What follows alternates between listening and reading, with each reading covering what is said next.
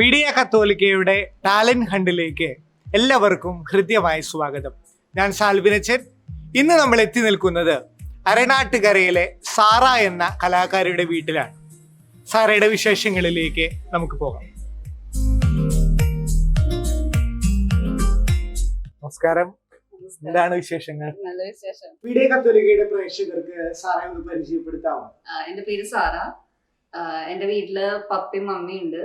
പിന്നെ ഞാനിപ്പോ MBA complete ചെയ്ത് കുറച്ച് നാൾ വർക്ക് ചെയ്തിരുന്നു. ഇപ്പൊ ഞാൻ കോമ്പറ്റേറ്റീവ് എക്സാംസിന് പ്രിപ്പയർ ചെയ്തുകൊണ്ടിരിക്കുകയാണ്. അതിന്റെ ഒപ്പം ഞാൻ ഹോബീസ് പോലെ ആർട്ട്, പെയിന്റിങ്, ക്രാഫ്റ്റ് അങ്ങനെ കുറച്ച് കാര്യങ്ങൾ ചെയ്തുകൊണ്ടിരിക്കുന്നുണ്ട്. സാറ അതിൻ്റെതായിട്ടുള്ള ചെറിയൊരു ബുദ്ധിമുട്ടുണ്ട്.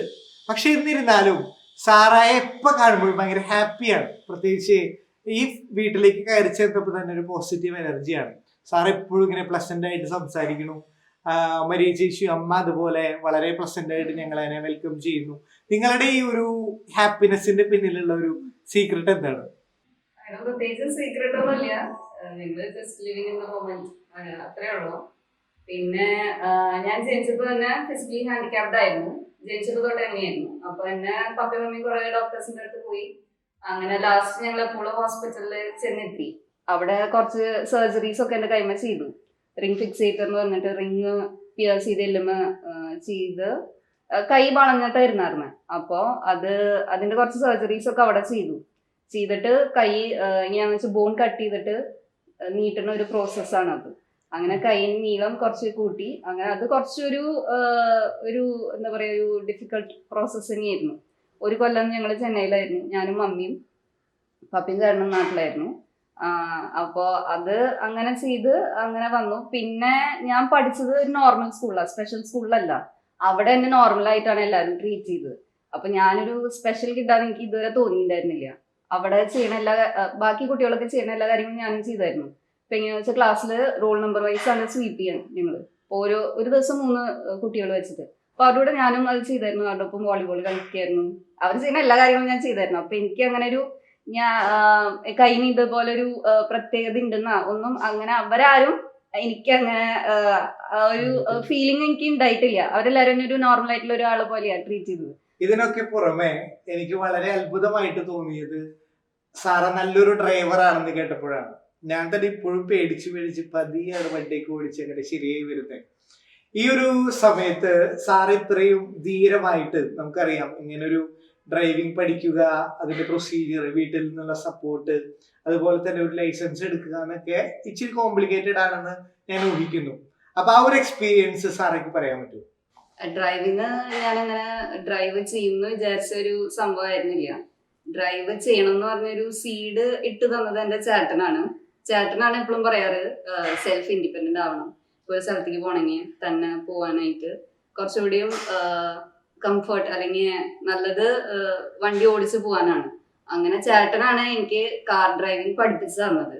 അപ്പോൾ പഠിച്ച് കഴിഞ്ഞ് പിന്നെ ലൈസൻസ് എടുത്താലാണ് നമുക്ക് റൂട്ടിൽ ഓടിക്കാൻ പറ്റുള്ളൂ. അപ്പൊ അതിന്റെ കാര്യങ്ങൾക്ക് വേണ്ടി പോയപ്പോൾ അവരെന്നെ കണ്ടപ്പോൾ പറഞ്ഞു ലൈസൻസ് തരാൻ പറ്റില്ല എന്ന് പറഞ്ഞു.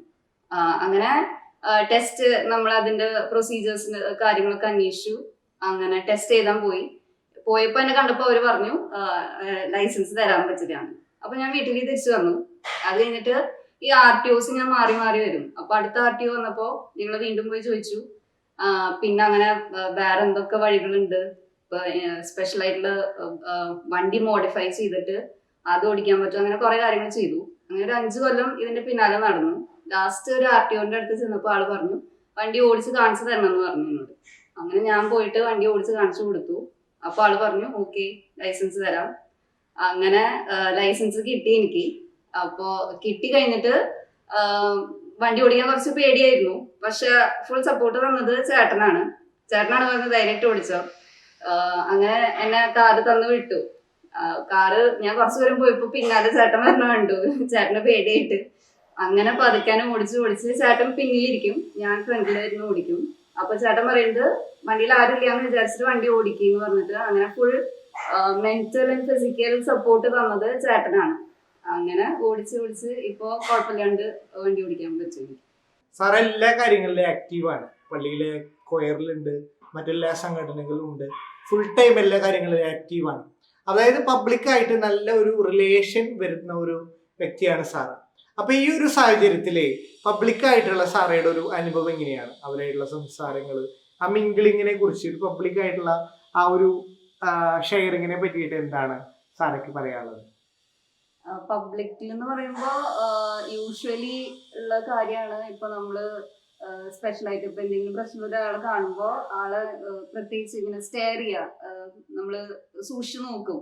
എന്തെങ്കിലും പ്രശ്നമുള്ള അങ്ങനെ വരാറുണ്ട്. എല്ലാരും എന്നെ കാണുമ്പോൾ സൂക്ഷിച്ചു നോക്കാറുണ്ട്.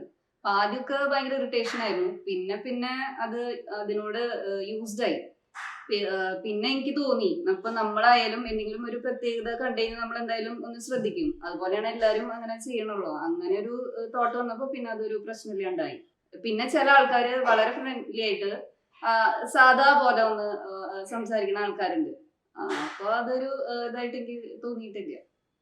ഇതുവരെ സാറയെ കേട്ടതിൽ നിന്ന് എല്ലാ കാര്യങ്ങളും സാറ പോസിറ്റീവായിട്ടാണ് എടുക്കുന്നത്. വളരെ പോസിറ്റീവായിട്ടാണ് എല്ലാ റിപ്ലൈയും. സാറൊക്കെ എന്താണ് നമ്മളെ കണ്ടുകൊണ്ടിരിക്കുന്നവരോട് പറയാനുള്ളത്? എപ്പോഴും നമ്മൾ പോസിറ്റീവ് ആയിട്ടിരിക്കില്ല. നമ്മുടെ ലൈഫിൽ അപ്സ് ആൻഡ് ഡൗൺസ് ഉണ്ടാവും. പക്ഷെ അതൊക്കെ ഒരു അതിനൊക്കെ ഒരു ടൈം പീരീഡ് ഉണ്ടാവും. അപ്പോൾ ആ ഒരു ടൈം പീരീഡ് കഴിയുന്നവരെ അതിന് ലൈഫ് ഉണ്ടാവുള്ളൂ. ഇപ്പൊ നമ്മള് എന്തെങ്കിലും സ്ട്രഗിൾസോ എന്തെങ്കിലും അങ്ങനത്തെ, അപ്പോ അതിന്ന് നമ്മൾ എങ്ങനെ റിക്കവർ ആവുന്നു അല്ലെങ്കിൽ എങ്ങനെ അതിൽ നിന്ന് നമ്മൾ പുറത്തു വരുന്നു എന്നുള്ളതാണ് കാര്യം. മാക്സിമം നമ്മൾ പോസിറ്റീവായിട്ട് ലൈഫിന് പോസിറ്റീവായിട്ട് കാണാം എന്നാണ് എനിക്ക് പറയാറുള്ളത്. ആർട്ട് വർക്ക് ചെയ്ത പോലെ തന്നെ സാറ നല്ലൊരു ഗായികയാണ്, മനസ്സിലായി. പാട്ട് പഠിച്ചിട്ടുണ്ടോ? എങ്ങനെയാണ് അതിന്റെ കാര്യങ്ങളൊക്കെ? പാട്ട് ഞാൻ പഠിച്ചിട്ടുണ്ട്.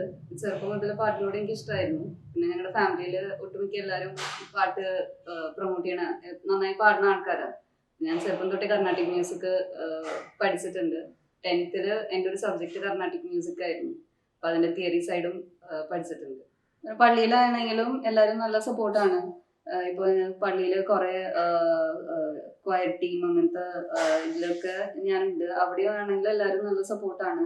പിന്നെ അച്ഛന്മാര് നല്ല സപ്പോർട്ടാണ്. ജിജു അച്ഛനാണെങ്കിലും പിന്നെ ഇതിന് മുന്നേ ഉണ്ടായ ജോൺ അച്ഛൻ, ജോൺ പേരാണെങ്കിലും എല്ലാരും നല്ല സപ്പോർട്ടീവാണ്. പിന്നെ നമുക്ക് ക്രിയേറ്റീവ് ആയിട്ടുള്ള കാര്യങ്ങൾ ചെയ്യാനായിട്ട് നമ്മളെ എൻകറേജ് ചെയ്യുക, മോട്ടിവേറ്റ് ചെയ്യുക. പള്ളി റിലേറ്റഡ് ആയിട്ടാണ് എനിക്ക് കുറച്ചുകൂടിയും ഈ പറയുന്ന മോട്ടിവേഷൻ അല്ലെങ്കിൽ ഇങ്ങനെ ചെയ്യേ സാറ എന്ന് പറയുന്ന ഒരു ഇത് വരുന്നത് ആ ഒരു ബാക്ക്ഗ്രൗണ്ടിൽ നിന്നാണ്. അവസാനമായിട്ട് സാറയുടെ 2 വരി പാട്ടുകൂടി കേട്ടിട്ട് നമുക്ക് അവസാനിപ്പിക്കാം. സ്തുതി പാടിടും